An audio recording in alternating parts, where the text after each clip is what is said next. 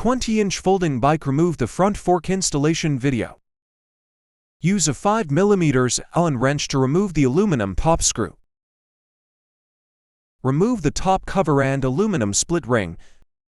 Put the front fork on. Then put the aluminum split ring and aluminum top cover in turn. Put the riser on.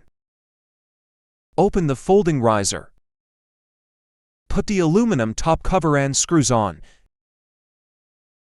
Tighten the aluminum top screw with a 5mm Allen wrench. Put the handlebar on. Open the telescopic adjuster. Aim at the concave and convex surface of the handlebar riser. Adjust the appropriate height and tighten the load-carrying handle. Install the front wheel. Adjust the handlebar angle. Fix the front wheel to adjust the handlebar.